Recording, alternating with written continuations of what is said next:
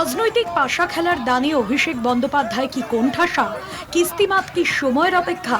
না হলে কেন মাঝরাতে কালীঘাটে অভিষেকের বাড়ির দরজায় শালবনী থানার পুলিশ? আপনি তদন্তকারী সংস্থা নয়, তদন্তকারী সংস্থার সাথে গিয়ে কথা বলুন, তারা সার্চ করে গেছে, উত্তর তারা দেবে। আমি তদন্তকারী সংস্থার প্রতিনিধি নই। আপনি দরকার হলে তদন্তকারী সংস্থায় চাকরি করুন। লুকিয়ে রেখেছি কি না আমার পুরো বাড়ি সার্চ হয়েছে, উত্তর তদন্তকারী সংস্থার প্রতিনিধিদের জিজ্ঞেস করুন। শুক্রবার সন্ধে বাড়ির দরজায় সিআইডি। ভোটের সময় উস্কানিমূলক মন্তব্যের অভিযোগে অভিষেককে ভবানী ভবনে তলব। তার কয়েক ঘন্টার মধ্যেই নাটকীয় পট পরিবর্তন। মাঝরাতে কালীঘাটের বাড়িতে পুলিশ। কিন্তু অভিষেক বন্দ্যোপাধ্যায় যেভাবে গোটা পশ্চিমবঙ্গে মানুষকে বিগত 15 বছর ধরে জ্বালিয়েছেন, 15 একটু পরে শুরু করেছিলেন, জবে থেকে ঢোকার পর উনি জ্বালিয়েছেন মানুষকে, যেভাবে অত্যাচার করেছেন, তো ওনার নামে যদি ভারতবর্ষ এই পশ্চিমবঙ্গের সব থানাতে একটা দুটো করে কেস থাকে, আমি অন্তত পক্ষে বা এফআইআর থাকে, আমি অন্তত পক্ষে অবাক হব না। 4 মে রাজ্যে রাজনৈতিক পালাবদল, আর তার এক মাসের মধ্যে ঘরে বাইরে দ্রোহের আগুনে ছারখার তৃণমূল। একের পর এক নেতা গ্রেফতার, জেল, বাকিদের শিয়রে সমান। এই পরিস্থিতিতে তৃণমূলের সর্বভারতীয় সভাপতিকে পরপর 3 দিন তলব। রবি, সোম, মঙ্গল 3 মামলায় অভিষেককে হাজিরার নির্দেশ। রবিবার 14/6/2026 সই জালিয়াতি কাণ্ডে সিআইডির তলব। সোমবার 15/6/2026 নিয়োগ দুর্নীতি মামলায় ইডির তলব।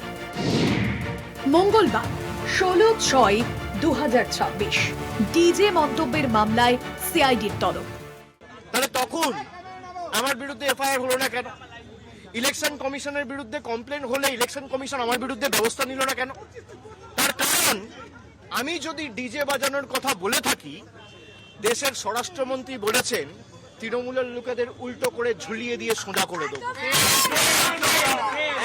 প্রত্যেক ক্রিয়ার সমান এবং বিপরীত প্রতিক্রিয়া রয়েছে। আপনি বলবেন জ্ঞানেশ কুমারকে যদি আমার এগেনস্টে অ্যাকশন নিতে হতো, তাহলে অমিত শাহর বিরুদ্ধেও অ্যাকশন নিতে হতো। মামলায় জর্জরিত অভিষেক, সই জালিয়াতি কাণ্ড, নির্বাচনী প্রচারে উস্কানিমূলক মন্তব্য, শিক্ষক নিয়োগ দুর্নীতি, আমফানে ত্রাণ দুর্নীতি। ঘড়ির কাঁটায় ভোর 2:30 থেকে 3টে অভিষেকের বাড়িতে হাজির হয় শালবনী থানার পুলিশ। জমি কেলেঙ্কারি মামলায় অভিষেকের আত্মসহায়ক সুমিত রায়ের খোঁজে মোবাইল টাওয়ার লোকেশন ধরে অভিষেকের বাড়ি পৌঁছয়। জমি কেলেঙ্কারিতে ধৃত মেদিনীপুরের প্রাক্তন তৃণমূল বিধায়ক সুজয় হাজরাকে জেরা করে নাম উঠে আসে সুমিত রায়। তারপরেই মাঝরাতে কলকাতায় অভিযান। অভিষেকের বাড়িতে ঢুকে টানা 90 মিনিট তল্লাশি, তবে সুমিতের খোঁজ পাওয়া যায়নি, কিছু বাজেয়াপ্তও হয়নি। সুমিত রায়ের বিষয়ে আমি কোনো মন্তব্য করব না। এসব বিরাট উপদিক্কার ব্যাপার। হ্যাঁ, কার্যত তিনি মানে বস, তিনি তার ফ্যান ক্লাব হয়ে গেল। সুমিত রায় ফ্যান ক্লাব, সেই ফেরে বাজগুলো কোথায়? সেগুলোকে একবার পুলিশ কান ধরে টেনে আনো যে সুমিত রায় ফ্যান ক্লাব, আর কি হচ্ছে? ভোরে অভিষেকের বাড়িতে যান মমতা বন্দ্যোপাধ্যায়। পুলিশের এই অভিযানকে রাজনৈতিক প্রতিহিংসা বলছে তৃণমূল। আইনি পদক্ষেপের হুঁশিয়ারি দিয়েছে দল। তৃণমূল কংগ্রেসের বক্তব্য, পুলিশ আধিকারিকদের সূত্রে কিছু আর্থিক লেনদেন সংক্রান্ত তথ্য সংবাদ মাধ্যমে ফাঁস করা হচ্ছে। বাস্তবে তার আত্মসহায়কের সঙ্গে এমন কোনো লেনদেনের সম্পর্ক নেই। এটি বিজেপি চালিত প্রশাসনের রাজনৈতিক প্রতিহিংসার একটি স্পষ্ট উদাহরণ। এই ধরনের ভুল তথ্য প্রচার নিয়ে আইনি পদক্ষেপ হবে। অভিষেক কুণাল মুখোমুখি জেরা। হাই ভোল্টেজ রবিবার ভবানী ভবনে হাজিরা দেবেন অভিষেক। হাজিরা দিতে বলা হয়েছে বেলেঘাটার বিধায়ক কুণাল ঘোষকে। দুজনকে মুখোমুখি বসিয়ে জেরা করা হতে পারে বলে সূত্রের খবর। অভিষেককে লাগাতার তলব, একই সঙ্গে আরও বিপাকে অরূপ বিশ্বাস। মেসি কাণ্ডে 48 ঘন্টার মধ্যে বিধাননগর দক্ষিণ থানায় হাজিরার নির্দেশ প্রাক্তন মন্ত্রী অরূপ বিশ্বাসকে। এ নিয়ে 3 নম্বর নোটিশ।